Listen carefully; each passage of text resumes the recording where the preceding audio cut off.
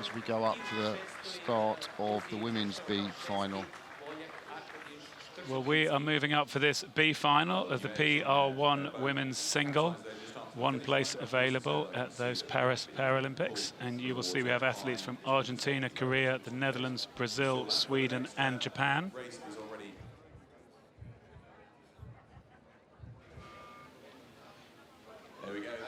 Well, again, it's the sculler right at the top of the screen. Brenda Sarden of Argentina, who gets away well. She looked like she got away well when it was a false start as well. But I'm assuming, since we're not hearing a bell being rung and a red flag being waved, that this time it's a fully legal start. And in fact, it's now the Brazilian sculler who seems to be getting that bow in front. Yeah, Claudia Cicero Sabino currently just got half a length on the field there. Good reaction times. Hopefully this false start won't have affected any of these experienced athletes too much. You know, you train for all sorts of different situations and to stay calm and focused on your race plan the whole time. Really high rate of striking, and she's certainly making it work for her at the moment. She's currently fastest moving on the course as well. Yeah, we did see the early leader in the men's PR1 race come unstuck. But Brazil do have a history of taking out early on in the first 500 metres in their para racing. Yeah, they run a good para program, don't they, the Brazilian team? And we see here Sabino leading out, coming out through that 250, tracked by the much lower rating sculler from the Netherlands alongside her. Yeah, do you think this might end up being a similar situation to the previous one? The Uzbeki rating really, really high, and the Spanish and French scullers from the previous race just under rating. It might be another question of who's able to sustain this down the track. Well, Claudia Sabino raced over 1,000 metres when the Paralympics were held in Rio, on the Lago there, the Lagoa, in the centre of Rio. So 1,000 metres there, and now she's successfully transitioned to the 2K distance. So she's so experienced, and I guess the Rio Para program, there's even Mol, newly into the sport in 2022, the Dutch sculler. I guess the Brazilian has come into that program as a result of funding for the Rio Paralympics. Yeah, I guess that would be right, that the Brazilian team got behind their para athletes as they prepared for those Paralympics. You can see just how clean she is with those blades going nice and high off the water and just putting the spoons in, none of the loom getting lost in the water. Yeah, that's right. Just to give you an idea, the Brazilian's at 35 and Eva Mol for the Netherlands is at rate 30. Which is a big difference in rate. And if you're rating lower, you need to make sure you're longer in the water, otherwise you're not going to go the same speed. But this race for third place at the moment is really tight. Argentina, Sweden and Korea both pretty much bow ball for bow ball as we come through the first 500. Yeah, absolutely. Our eye is drawn towards who's going to win this race and take that place in Paris. But of course, we're also racing for the positions that will be 7th, 8th, but 9, 10, 11. Those crews pretty much all in a line that we can see here in this shot. That's right. And this isn't the only chance for qualification for the Paralympic Games either. There's continental qualification and also final Paralympic qualification. So this World Championships, even if they aren't in a qualification position, they're still going to be racing the people that they might race next year for those spots. And there are two fantastic races going on here that you can see. These three in a line looking for positions 8, 9, 10. But at the front of the field, what I can tell you is that Ina Mol of the Netherlands has drawn level with the fast-starting Brazilian Sabino. And you can see quite a difference in style. She's on that very heavy gearing. She rose at a lower stroke rate and is really connected and really grinds out every one of those strokes. And that at the moment has brought her level with the Brazilian sculler. Yeah, really exciting race in prospect here as we come up to the 1,000-metre mark. You can see Eva Mol very strong in her upper body. This PR1 class is for oarsmen and women who have no or minimal trunk function. They'll also have difficulty feeling the balance of the boat, so the moulding of the seat to the body becomes really, really important. Yeah, it's a really exciting challenge, technically, actually.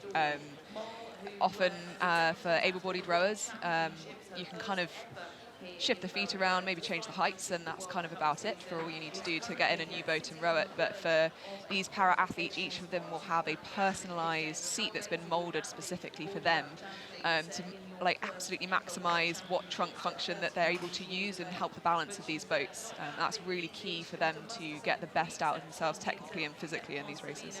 And Imogen, I know you train at Caversham alongside the British para team, and I've spoken to Ben Pritchard and seen his seat that's moulded to his body. I'm just wondering how you see those teams working together. Yeah, exactly. The para team at GB, works really, really hard to make sure that those adaptations are exactly set up for the athletes that we have. It's very personalised to them, and I know that Ben has been able to spend some time kind of investigating a couple of different seats and trying to find the one that he feels is right for him. They can be made out of different materials, be shaped slightly differently depending on the athlete's needs. And each of these seats for these PR1 single scullers, you can see they're all slightly different. So the backs are slightly different, their knees might be in a different position, and that's all to make sure that they can get the most out of themselves. And just as I'm saying that, Eva Moll had her nose in front, her bow ball in front, but the Brazilian has managed to respond as we come through the halfway point. Sensational contest out here for the 7th place, which will grab a slot in the Paris Olympics. It's been nip and tuck from Claudia Sabino, Brazilian veteran from the Rio and Tokyo Paralympics. And on the far side, the newbie to the sport, Eva Moll from the Netherlands, 39 years of age. Started the sport in 2022. Yeah, what a race to be in, a couple of years into starting a new sport. So you wonder whether it's the experience of the Brazilian or the naivety of youth which is going to come through now as they're coming up, and it's still about 700 metres to go, so there's still time for it to change. But at the moment, it looks like it is the Brazilian who's edging back away. Yeah, just inching out there, isn't she? She's still overrating the Dutch sculler. The Brazilian's at 33.34, and the Dutch has maintained her rate of striking at rate 30. And I don't know, maybe she'll have a bit more for the sprint, or maybe the Brazilian, just like the Uzbeki in the PR1 men's single, is just going to be able to hold on for the win.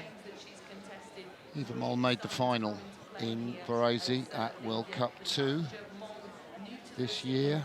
We didn't see Claudia in competition earlier this year, although the Brazilians did have a para team. It was their PR2 mixed double sculls, I think, that we saw in Varese. So she's come over to Europe for this World Championships, the Brazilian, and edging out now, maybe a clear water lead coming into the last quarter. And we just had a little look back at Eva Eriksson, the Swedish sculler, and she's now in that 3rd position, so she's looking fairly solid from the graphic information I can see from those crews that we're all in a line coming through 1,000. It's the Swedish sculler who's now looking good for that 9th position, as we see here coming down towards this 500 to go. The Brazilian has made the move. Yeah, she's just opened up a bit of clear water. We sometimes call that breaking the elastic in sculling. It makes it a lot harder for the person in 2nd place to look around and be able to see the person that's out in front. Yeah, all she's got to do now is maintain that momentum. Claudia Sabino for Brazil. So 500 metres left to go. You can see the marker and the Brazilian sculler in pole position for that 1st slot. Yeah, that's right. And the Swedish sculler, Ebba Einarsson, she's actually moving up a little bit, I would say, on the Eva Moll, maybe challenging her for the 2nd position, seeing how this last 500 metres goes. Yeah, that could be one of the best sculls. Ebba Einarsson, she came 2nd in the FOQR. I think that slot wasn't enough to get her to the Tokyo Olympics. Yeah, that's right.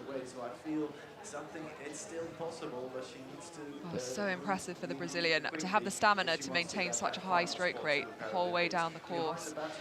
Start out so hard and be challenged in the middle, and then to be able to respond once again and start opening out that clear water lead exactly when you need it coming into the last 250 is really, really impressive. Yes, that experience really, I guess, from Sabino, the Brazilian. She's known when and how to apply that effort. She let Eva Moll of the Netherlands come all the way back to her But you can see Eva Moll, particularly with that low stroke rate and that hard gearing, it must just be burning in her biceps so much. Well, a bit like Uzbeki athlete, was it the Uzbeki athlete, Colin Marud tended to use rate much more as his friend, so he was able to raise the stroke rate. It was the Spanish sculler, Javier Garcia, who had the lower rate and then wasn't able to make the change of speed when he needed it. Long lean back. She's got a lot of that body to bring into the equation, hasn't she? The Brazilian Sabina. Yeah, and Swedish sculler as well, Ebba Einarsson. I think she's really upping the rate, doing as much as she can in this last 250 metres. She's closing on the Dutch sculler, but I think the Brazilian out front has currently just got enough to be able to look out, see that she's out in front and make sure she can get across the line safely. Yeah, I think you've made a good call there, that actually we look at the front of the field and the Brazilian sculler looks in control, but I think it could be the Swedish sculler at the bottom of the pitch and might even come all the way back through here, and she's certainly challenging for 8th place. Ebba Einarsson, paralysed from the waist down, the 23-year-old, challenging for that 2nd place. It won't get a Paris qualification slot, but it will grab you 8th place at the World Championships. But at the moment, it's all about Claudia Sabino. 1st place currently, clear water on the rest of the field, just taking it home in the last 100 metres. So it is the Brazilian who will finish 7th at this regatta and grab a Paris qualification slot. Claudia Sabino grabs the 7th place finish. Eva Moll from the Netherlands in 2nd place. Couldn't quite sustain that finish. Ebba Einarsson from Sweden. Over on the far side, I think that's the Korean sculler, Kim Se-jung, Brenda Sardon from Argentina in lane